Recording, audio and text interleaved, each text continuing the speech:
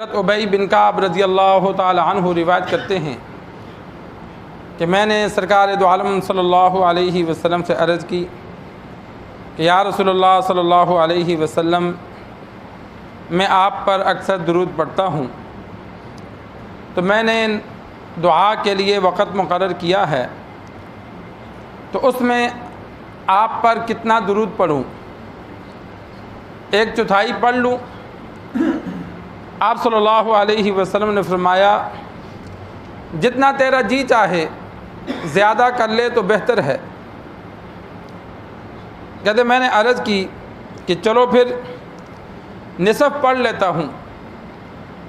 آپ صلی اللہ علیہ وسلم نے فرمایا زیادہ کر لے تو بہتر ہے، جتنا تیرا جی چاہے۔ میں نے عرض کی 2/4، 2 ثلث اور 1 ثلث دعا، تو آپ صلی اللہ علیہ وسلم نے فرمایا جتنا تیرا جی چاہے، زیادہ کر لے تو بہتر ہے۔ کہتے میں نے عرض کی یا رسول اللہ صلی اللہ علیہ وسلم، پھر میں سارا وقت ہی درود پڑھوں گا۔ آپ صلی اللہ علیہ وسلم نے فرمایا اگر تو ایسا کرے گا تو وہ درود تجھے کافی ہو جائے گا اور تیرے گناہوں کی معافی کا ذریعہ بنے گا۔ سرکار دو عالم صلی اللہ علیہ وسلم پہ درود پڑھنا ایک مرتبہ زندگی میں فرض ہے، اور جب بھی آپ صلی اللہ علیہ وسلم کا نام مبارک آئے تو درود پاک پڑھنا واجب ہے، اور ایک محفل میں اگر بار بار نام آئے تو آپ صلی اللہ علیہ وسلم پہ درود پڑھنا علماء نے لکھا مستحب ہے۔ محفل میں ایک بار پڑھنا واجب ہے، لیکن کوشش کی جائے ہر بار بار پڑھا جائے۔ آپ صلی اللہ علیہ وسلم پہ درود پڑھنا ایسا عمل ہے، ایسی نیکی ہے جو اللہ قبول فرماتا ہے، اور درجہ بھی زیادہ ہے۔ آپ صلی اللہ علیہ وسلم نے فرمایا کہ اللہ تبارک و تعالی مجھ پہ درود پڑھنے والوں کے پر 10 رحمتیں نازل فرماتا ہے، 10 گناہ معاف فرماتا ہے، اور 10 درجات اس کے بلند فرماتا ہے، کہ ایک مرتبہ درود پڑھنے پر اللہ تبارک و تعالی کی 10 رحمتیں نازل ہوتی ہیں، 10 گناہ معاف ہوتے ہیں، 10 درجات بلند ہوتے ہیں۔ یہ کم سے کم درجہ ہے، جو جتنے اخلاص سے پڑھے گا اتنا ہی اس کا اجر زیادہ ہوگا۔ اور انسان اپنی ضروریات کے لیے، علماء نے مقاصد کے لیے لکھا کہ 2000 مرتبہ انسان اگر درود پاک پڑھے کسی بھی مقصد کے لیے، تو اللہ تبارک و تعالی اس کے مقاصد کو پورا فرماتا ہے۔ روزانہ پڑھتا رہے جب تک اس کا مقصد حل نہیں ہوتا۔ تو کثرت سے درود پاک پڑھنا، اسی طرح استغفار کثرت سے کرنا، یہ ایک مجرب عمل ہے۔ علماء بزرگان دین اپنی ضروریات کے لیے ان مقاصد کو استعمال کرتے تھے، پڑھا کرتے تھے۔ تو انسان تعداد مقرر کر لے، کم از کم روزانہ 200 بار تو ضرور پڑھے، 100 بار صبح، 100 بار شام۔ ہزاروں واقعات ایسے ہیں کہ لوگوں نے درود پاک پڑھا تو اللہ تبارک و تعالی نے ان کی زبان میں ایسی تاثیر رکھی کہ جو وہ کہتے تھے، جو وہ کرتے تھے، وہ کام ہو جاتا تھا۔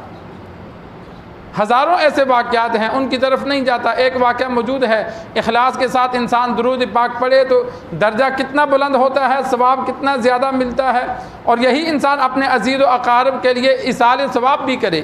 پورا دن جتنا ذکر و اذکار کیا، شام کو انسان دعا کر لے یا اللہ آج جتنا بھی استغفار پڑھا، درود پڑھا، ذکر و اذکار کیا، اس کا ثواب میرے والدین کو پہنچا دے، میرے عزیز و اقارب کو پہنچا دے۔ یہ بھی ایک ثواب کا، ایصال ثواب کا طریقہ ہے۔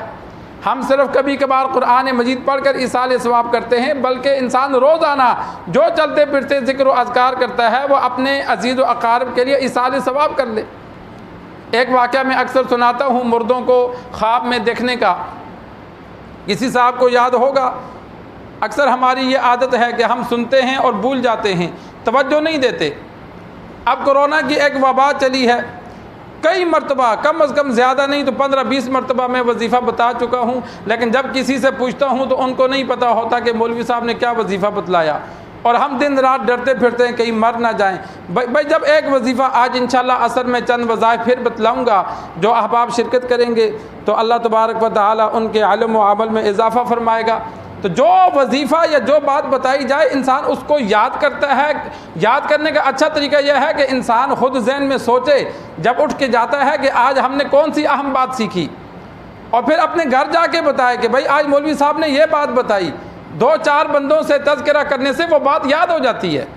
اور پھر کبھی انسان عمل بھی کر لے. ہم روزانہ صبح سنتے ہیں کہ آج اتنا ذکر کرنا چاہیے، دن کو ہم کرتے نہیں کرتے. کل جیسا کہ کلمے کا ذکر ہوا کہ 1200 مرتبہ کم از کم پڑھو، نہیں تو 200 مرتبہ پڑھو. کسی نے پڑھا؟ نہیں پڑھا. یہ ہماری بدقسمتی ہے. ہم گالیاں علماء کو دیتے ہیں کہ بھائی اتنے علماء ہیں. اور بھائی علماء ہیں، لیکن علماء جب صبح شام بیان کرتے ہیں تو ہم عمل نہیں کرتے. تو فائدہ کیسے ہوگا؟ فائدہ تب ہوگا کہ جب بات سن کر عمل کریں. حسن بصری رحمہ اللہ ام المؤمنین آپ صلی اللہ علیہ وسلم کی زوجہ محترمہ ام سلمہ رضی اللہ تعالی عنہ کی باندی کے بیٹے تھے، اور آپ صلی اللہ علیہ وسلم کے گھر میں پلے. پیدا آپ صلی اللہ علیہ وسلم کے بعد ہوئے، لیکن آپ صلی اللہ علیہ وسلم کی زوجہ محترمہ کے گھر پلے. وہاں پلنے کی وجہ سے بڑے بڑے صحابہ کی زیارت ہوئی اور ان سے علم حاصل کیا. کبار تابعین میں سے ہیں. ان کے پاس ایک عورت آئی، اس نے آ کر حسن بصری رحمہ اللہ سے کہا کہ میری بیٹی فوت ہو گئی ہے، تو پتہ نہیں اس کا کیا حشر ہوا، میں اسے دیکھنا چاہتی ہوں.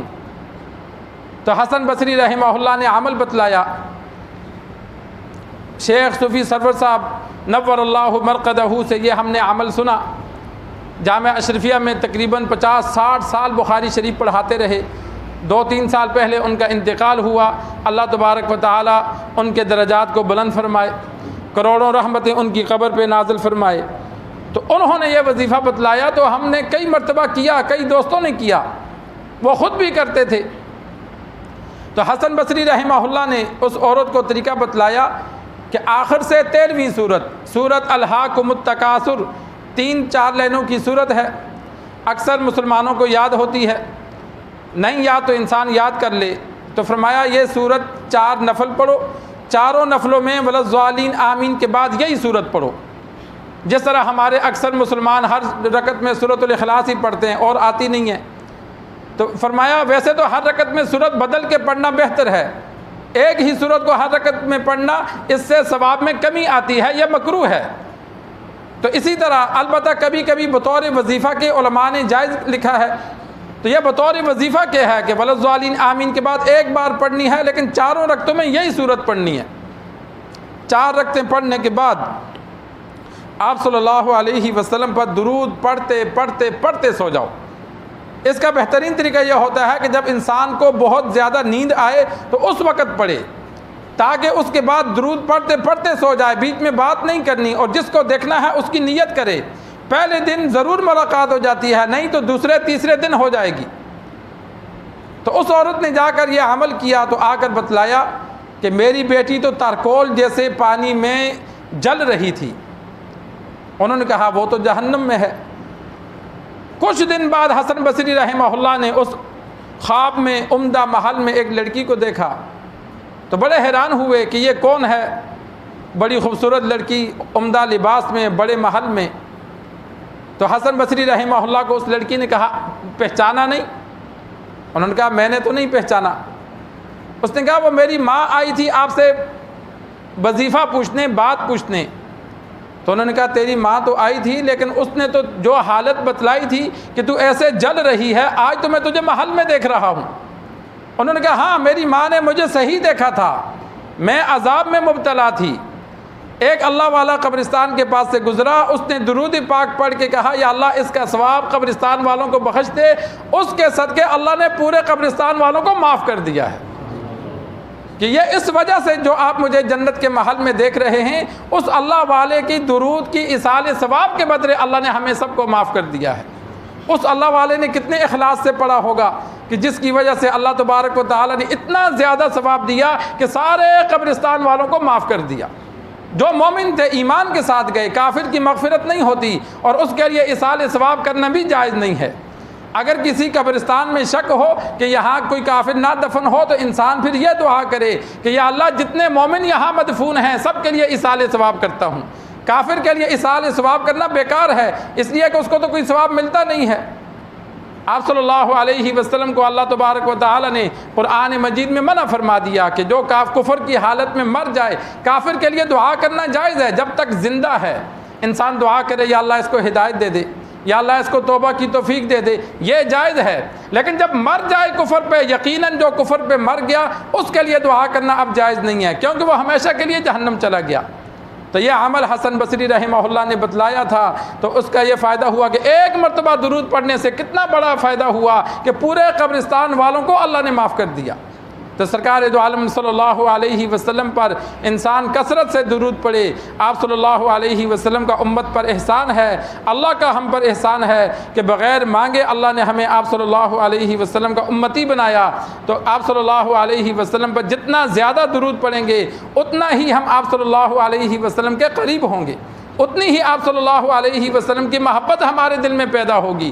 جتنا زیادہ پڑھیں گے اتنی زیادہ محبت ہوگی۔ اللہ سے دعا ہے اللہ ہمیں دین سیکھ کر سمجھ کر عمل کرنے کی توفیق عطا فرمائے۔